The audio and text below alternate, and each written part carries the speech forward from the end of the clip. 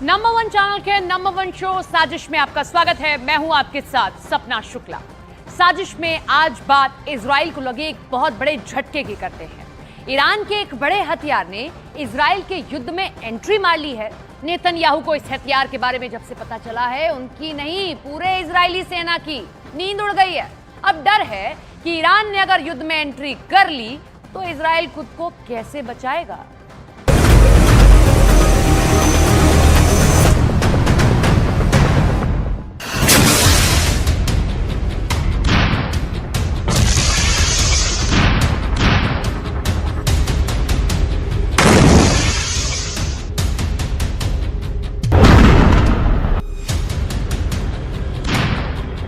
Israel को एक नहीं, दो नहीं, तीन नहीं, 10-20 नहीं, 100-200 नहीं, बल्कि 358 मौत देना चाहता है ईरान।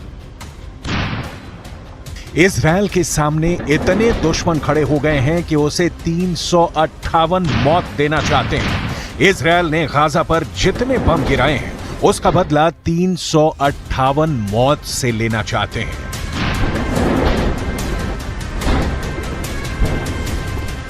358 मौत के क्या मायने हैं?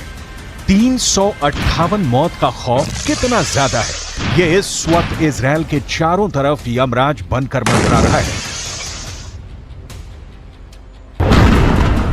यहां हिजबुल्लाह भी है, ईरान भी है, हूथी भी है और अब इराक का वो मिलिशिया भी है जिसने अमेरिका का जीना मुश्किल कर दिया है। आखिर 358 मौत है क्या और इजराइल क्यों इससे घबराया हुआ है?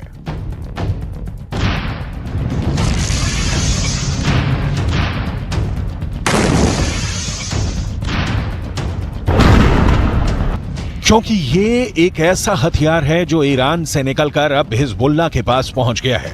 हूथी इसे लगातार फायर कर रहा है। 358 मौत की मिस्ट्री अब खुलकर सामने आ गई है। इसी मिसाइल से या कहें ड्रोन से हिजबुल्लाह ने इजराइल के बहुत बड़े सीक्रेट एजेंट को मार गिराया है। हिजबुल्लाह के महासचिव हसन नसरल्लाह ने कहा था कि वो इजराइल के खिलाफ उनका हर विकल्प तैयार है और इसी का हिस्सा है 358 मौत। ये है जमीन से आसमानी टारगेट्स को खत्म करने वाली 358 मिसाइल और ये बांट रही हैं 358 मौत। हिजबुल्लाह ने इसी मंडराने वाली मिसाइल से इजराइल के बहुत ही खास ड्रोन हरमेस को मार गिराया। हरमेस 450 इजराइल का बहुत ही भरोसेमंद ड्रोन है जिससे एंटी टैंक मिसाइल फायर की जाती है।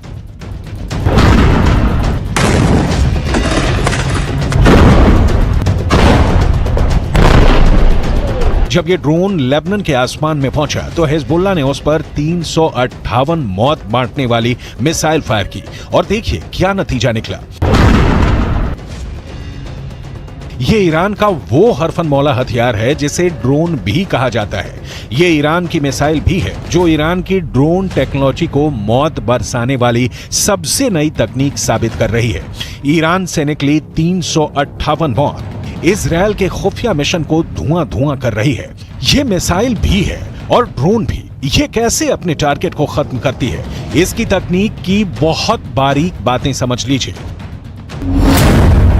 358 नाम की ये मिसाइल एक ड्रोन की तरह काम करती है जो फायर करने के बाद आसमान में 8 नंबर के आकार की तरह गश्त लगाती रहती है और जैसे ही टारगेट इसकी जद में आता है, ये उससे जाकर टकरा जाती है। 358 मिसाइल में आगे की तरफ लगा इंफ्रारेड सेंसर इसे टारगेट की भनक देता है और फिर यह अपने निशाने की तरफ बढ़ जाती है। ये एक ड्रोन से तेज रफ्तार से चलती है जबकि एक मिसाइल के मुकाबले में इसकी स्पीड कम होती है।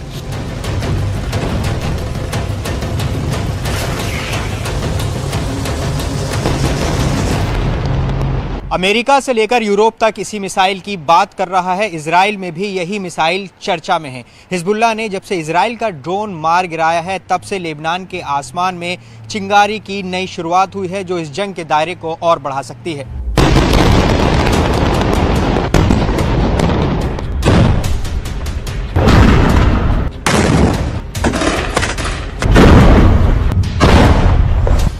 इस बीच ईरान से एक नई तस्वीर वायरल हो रही है। ये है ईरान के सुप्रीम लीडर अली खामनेई की। जो ईरान के गाजा नाम के ड्रोन को देखने पहुंचे। इस ड्रोन को ईरान का सबसे पावरफुल लीडर क्यों देख रहा है, इस वक्त पूरी दुनिया में इसके मतलब निकाले जा रहे हैं।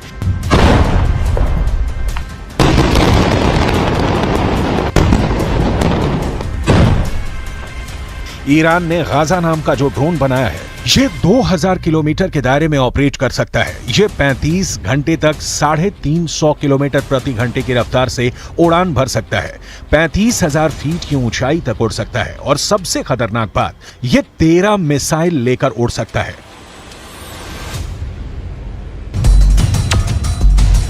ठीक ऐसे ही अपने हथियार ईरान ने रूस को भी दिखाए थे।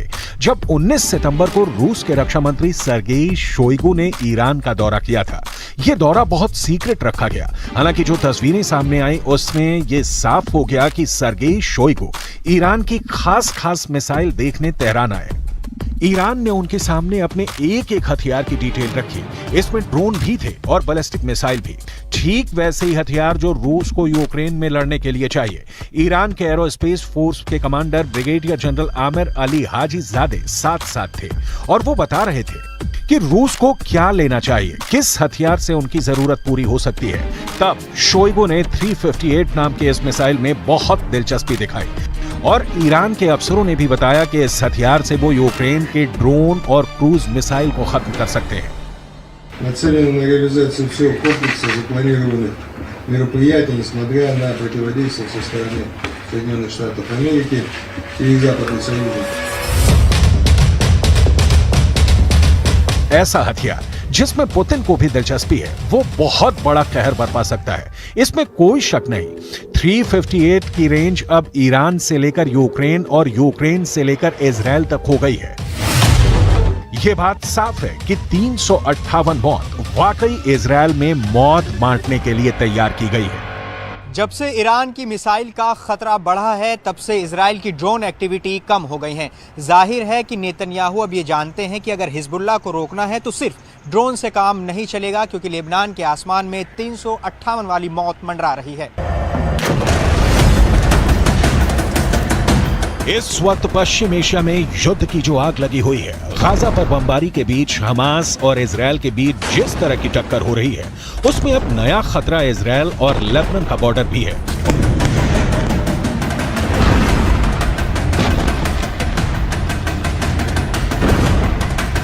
यहां भड़के शोले अब युद्ध की इस आग को 10 गुना भड़का सकते हैं और अब दुनिया में सिर्फ 4 लोग इसे कंट्रोल कर सकते हैं। पहले हैं इजराइल के प्रधानमंत्री बेंजामिन नेतन्याहू, दूसरे हैं ईरान के राष्ट्रपति इब्राहिम रईसी, तीसरे हैं अमेरिका के राष्ट्रपति जो बाइडेन और चौथे हैं यूरोप से लेकर अमेरिका तक सबको हिला देने वाले रूस के राष्ट्रपति व्लादिमीर पुतिन। אנחנו ננצח. אנחנו לא נעצור עד לניצחון. אני עומד בקשר רצוף עם נשיא ארצות הברית ג'ו ביידן.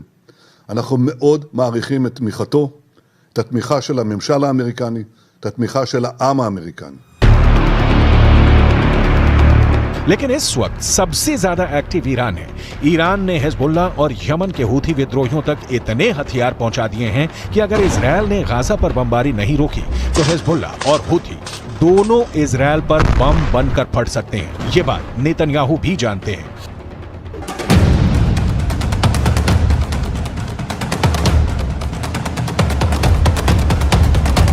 इस वक्त लेबनान और इजराइल के मौत वाले बॉर्डर पर हिजबुल्लाह का पूरा कंट्रोल है। हिजबुल्लाह अब ऐसी मिसाइल फायर कर रहा है जिसके आगे इजराइल के टैंक तोप रगड़ते हुए नजर आ रहे हैं। हिजबुल्लाह ने निकाली है 3 बहुत ही खतरनाक एंटी टैंक मिसाइल और मल्टी बैरल रॉकेट लॉन्चर। ये मिसाइल ईरान से सप्लाई की जाती रही हैं और ऐसी मिसाइलों का हिजबुल्लाह के पास बहुत बड़ा जखीरा है।